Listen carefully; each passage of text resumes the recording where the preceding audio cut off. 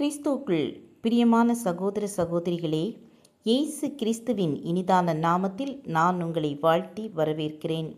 இன்றைய தினம் உங்களுக்காக கொடுக்கப்பட்ட வேத வசனம் சங்கீதம் 53 நம்முடைய தேவன் வருவார், மௌனமாயிரார், அவருக்கு முன் அக்கினி பட்சிக்கும், அவரை சுற்றிலும் மகா புசல் கொந்தளிப்பாயிருக்கும். இந்த சங்கீதத்தின் தலைப்பு தேவ ஜனங்களுக்கு நியாய தீர்ப்பு.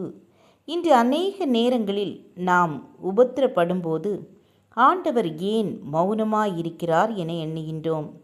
ஆனால் அவர் மௌனமாயிருப்பவர் அல்ல, செயல்படும் தேவன் என குறிப்பிடுகிறார். தேவன் வருவார். வேதத்தின் முக்கியமான உபதேசங்களில் கிறிஸ்துவின் இரண்டாம் வருகையும் ஒன்று.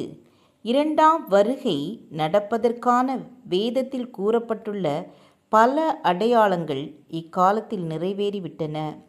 நாம் ஒவ்வொருவரும் இயேசுவை சந்திப்பதற்காக ஆயத்தமாக இருக்க வேண்டிய காலம் இது. நாம் கிறிஸ்துவுக்குள் வாழ்கிறவர்களாயிருப்பது மிகவும் அவசியம். தேவன் மௌனமாயிருக்கிறாரே, அநியாயங்கள் அதிகரிக்கிறதே, அக்கிரமங்கள் பெருகுகிறதே என்று கதறுகிறோம். ஆனால் ஆசாப்பின் நம்பிக்கை என்ன தெரியுமா? தேவன் மௌனமாயிரார். நாம் எல்லாரும் ஒரு நாள் நீதியுள்ள நியாயாதிபதியாகிய நம் தேவன் முன் நிற்போம். அவர் எல்லாவற்றையும் பதிவு செய்து வைத்திருக்கிறார். எண்ணங்கள், பேச்சுக்கள், செயல்கள் எல்லாவற்றையும் நியாயந்தீர்ப்பார். ஒரு கிறிஸ்தவ எழுத்தாளர் மேக்ஸ் லூகாடோ விமான நிலையத்தில் தன்னுடைய விமானத்திற்கு காத்திருந்தார். மிகவும் களைப்புற்றிருந்தபடியால் ஆழ்ந்த நித்திரைக்கு சென்று விட்டார். திடீரென்று மக்கள் வேகமாக விமானத்திற்கு செல்லும் சத்தத்தில் தூக்கத்திலிருந்து எழுந்து அந்த கூட்டத்தில் ஒருவராக சென்று விமானத்தில் அமர்ந்தார். திரும்பவும் தூங்கிவிட்டார்.